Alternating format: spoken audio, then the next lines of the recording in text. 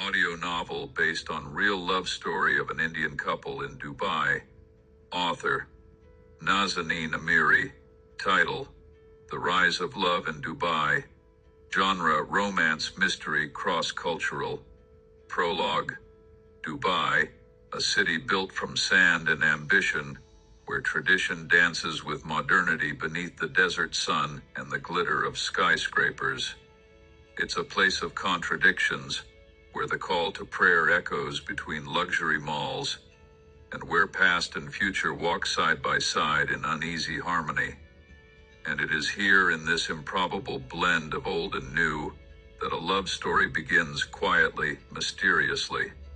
Sania Rao was born in the heart of this city, in a sleek tower overlooking the Arabian Gulf. Her parents had come to Dubai from Hyderabad decades ago, chasing opportunity, building a life far from the streets of their youth. Sania grew up fluent in more than just languages. She understood silence, nuance, the invisible walls between cultures. By day, she was a poised, independent woman navigating the polished corridors of international schools and upscale cafes. But by night, she sat alone with fragments of a past she never lived, tracing faded photos and the soft echoes of family secrets that refused to rest. A world away in the rain-slicked streets of Boston, Veer Nair lived a different life. Born to Malayali parents, Veer had never set foot in India. Yet its rhythms played quietly in the background of his childhood, in the scent of spices, the syllables of lullabies, the ritual of Sunday Skype calls with distant relatives. A brilliant engineering student at MIT, Veer believed in logic and precision, in planning. But sometimes, when the city fell silent and rain tapped gently at his window, he found himself reaching for a box of his mother's old letters she had once written to a girl she never spoke of. They didn't know each other, not yet, but something, fate, timing, a force beyond them both, was moving. The threads of their lives, stretched across oceans, were slowly being pulled taut. There was a story waiting to be told, a truth buried in silence, a love that hadn't yet begun, but would soon rise unexpected, powerful under the golden skies of Dubai. Chapter 1. Echoes of Silence. From the outside, the Rao family seemed perfect. Their home in Dubai Marina gleamed with clean lines and silent elegance. Sania Rao, with her graceful manners and bright eyes, was often called the daughter everyone wished for. Teachers adored her, neighbors smiled at her, and even strangers noticed something quietly magnetic about her presence. But Sania never quite felt like she belonged, not entirely. She didn't look much like her parents. Her skin was a shade darker, her curls a little wilder. Sometimes, in the hush of night, she would find her mother staring at an old wooden box in the corner of her wardrobe, holding something close to her chest before hiding it away. There were no baby pictures of Sania from the hospital, no stories of her first steps, just a vague tale about a difficult delivery and how they chose to raise her away from extended family. She asked questions, of course, but the answers always came soft and rehearsed, like lines from a play. And when she was 11, she overheard something, a whispered conversation between her mother and a family friend, that changed everything. She doesn't know, does she? No, and she never has to. It was then that Sania understood. She wasn't born into the Rao family. She was brought into it. Loved deeply, yes, but born elsewhere from a story no one dared to tell. Half a world away in the gray, rain-soaked calm of suburban Boston, Veer Nair's childhood had its own shadows. His parents were both academics, strict, intelligent, and emotionally distant. In their home, Love was expressed through discipline, through corrected homework, and perfectly timed piano lessons. Veer rarely cried as a child, not because he didn't feel things, but because he quickly learned it wouldn't change anything. When he was 9, his life fractured. His father's sudden illness pulled the family into silence, and after a bitter string of arguments, Veer was sent to live with his uncle Arjun, a younger brother of his mother, in the Pacific Northwest.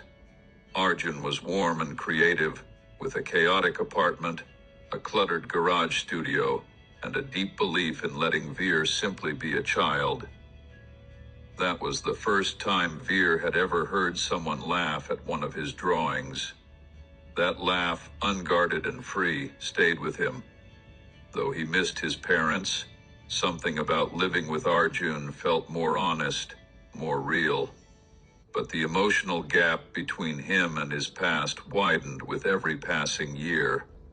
Letters from his parents grew rare. Calls became routine, then mechanical. And yet a part of Veer, a quiet part he didn't speak of, still longed for something that made sense of where he came from. A reason for the cold, a root beneath the ground. 2 children, 2 different worlds, 2 lives shaped by silence, one adopted, one abandoned. Neither of them knew that across oceans, beneath the weight of culture and secrets, their paths had already begun to bend toward each other, quietly, irreversibly. Chapter 2. The First Encounter. It was a quiet evening in Dubai. The sky was painted in shades of amber and violet, and a warm breeze drifted in from the Gulf, carrying the scent of sand, sea, and a city that never truly slept. As Sania stepped out of the taxi, she adjusted the light dupatta draped over her shoulders. She was running a little late to meet an old university friend for dinner at a small Indian restaurant called Delhi Gully, tucked away in Al Khail, known among expats for its nostalgic flavors and home-style charm. The restaurant was cozy, inviting, with exposed brick walls, soft yellow lighting, and the gentle hum of traditional Indian music blending with quiet conversations. Sania stepped inside, scanning the room. Her friend hadn't arrived yet. She took a small table by the window and ordered a steaming cup of masala chai. Her gaze wandered across the room, soaking in the warm clutter of colors and aromas. That's when she noticed him. A tall man in a simple white shirt sat at a corner table, flipping through the menu with the quiet focus of someone lost in thought. There was something vaguely familiar about him, not his face, but the energy, the stillness, the sense of being somewhat out of place yet perfectly grounded. Veer Nair had just arrived in Dubai for a research conference hosted by the Emirates University. After a long day of formal panels and rehearsed introductions, he craved something real, something that smelled like home but didn't pretend to be it. His uncle had recommended this restaurant, and now, in the comforting chaos of spiced air and soft sitar notes, his eyes paused on a woman sitting alone, poised, thoughtful, her presence quiet but unmistakably strong. Their eyes met for just a second. But it wasn't the kind of glance that passes and is forgotten. It lingered, it questioned, it recognized something. Without thinking, Veer stood up. He didn't fully understand why, only that he had to. "Hi," he said, walking up to her table. "Sorry to intrude, but I couldn't help thinking, have we met before?" Sania smiled. Not the kind of smile meant for politeness, but one touched by curiosity. "I don't think so," she said softly. "Unless, maybe in a dream." And just like that, something shifted. A thread pulled taut between 2 strangers. Not just a meeting, the beginning of an unfolding. of stories buried and long forgotten, of a past neither of them knew they shared. Chapter 3, 3 Months of Almost. Love doesn't always arrive with thunder or fireworks. Sometimes it comes quietly, in the pause between messages, in the waiting, in the knowing. That's how it happened for Sonia and Veer. After that first evening at Delhi Gully, everything changed.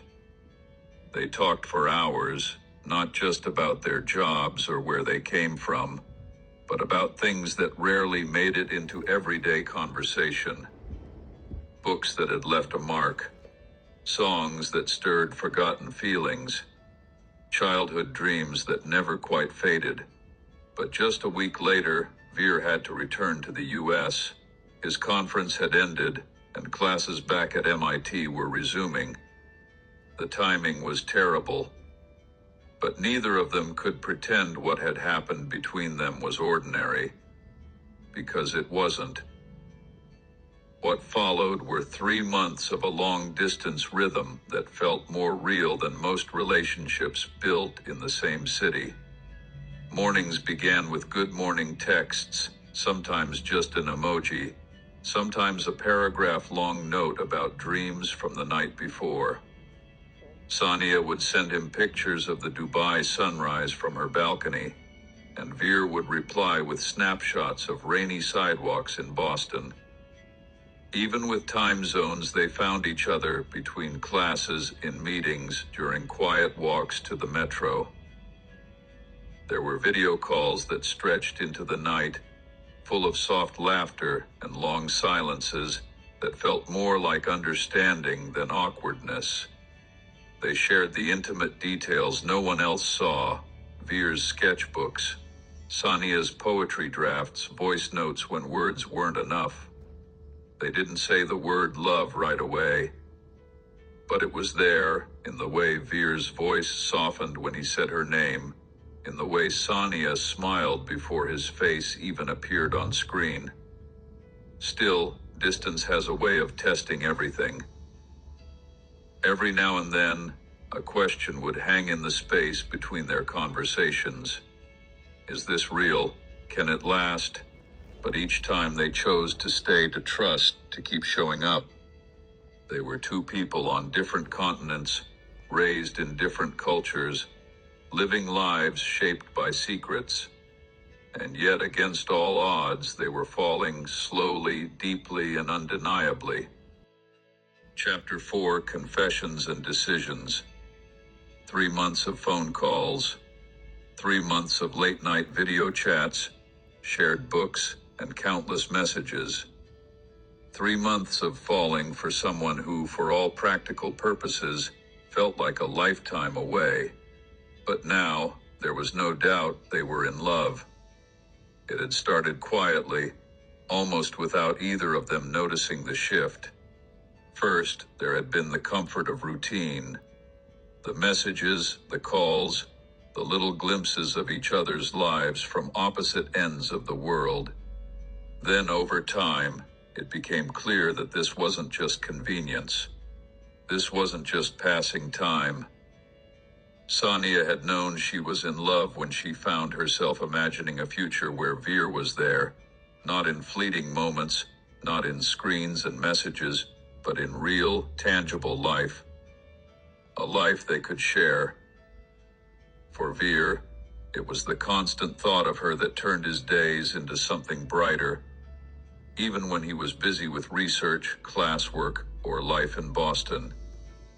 It was the sound of her voice in the morning, the smile she'd send through his phone screen, the way her presence seemed to linger even when she wasn't around. But still, they had danced around it. Neither of them had said the words aloud, not in any real way. They had danced with the idea of love, played with the feeling, but never fully embraced it. Until now. It was a quiet evening in Dubai when the conversation finally shifted.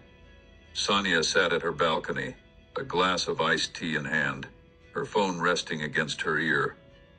Veer's voice was steady, though there was a slight hesitation, something new, something uncertain. "Sonia," he began, the silence on the other end of the line making her stomach twist. "I've been thinking about this, about us, and I know it's hard, with all this distance, with everything between us. But I can't stop thinking about you. I love you, Sonia. I don't want to let you go." Her heart skipped a beat. For a moment, she didn't know what to say. The words hung in the air between them, like an unspoken truth waiting to be named. "I love you too, Veer," she whispered, her voice soft but certain. I think I've known for a while now. But I was afraid to admit it, afraid of how complicated things are, how far apart we are." Veer's breath seemed to catch for a moment, as though the confession had come too soon, yet felt like the most natural thing in the world. "I don't care about the distance anymore," he said, his voice firm now. "I want to be with you, Sonia. I want us to be together for real. And I know it's a huge step, but would you marry me? Will you come to America with me? Will you build a life with me there?" For a moment, the world seemed to stop. Sonia's mind raced, her heart pounded. She hadn't expected this, not like this, not now. But even so, the question felt right, as if it had always been waiting for the right moment to surface. Veer, I don't know what to say." Her voice wavered slightly, but there was no hesitation in her heart. "This is all so sudden, but I've never felt more sure of anything in my life. I love you, and yes, I want to build a life with you. I want to be with you. But America, it's a big change, a huge leap. I don't know what the future holds, but I know I want to try. I want to be with you." There was a long pause, a silence that felt like both a promise and a question. And then Veer spoke again, his words filled with hope and certainty. "Then let's take that leap together, Sonia. Let's build our future, no matter where we are." In this moment, the decision was made. They were no longer two people drifting through life in separate worlds.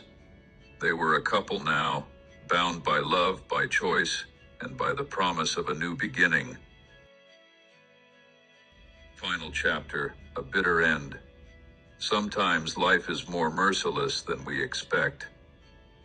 Sometimes, just when everything seems to be falling into place, when the future is painted in brighter colors, life hits the stop button.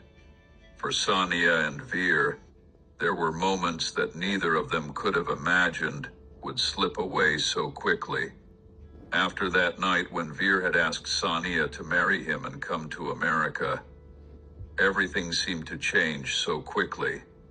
Just like any love story they had dreamed of, their life was supposed to head toward a new path, one filled with hope and great promises. But just as everything was progressing, Veer, during a routine checkup, found out that something wasn't right inside his body.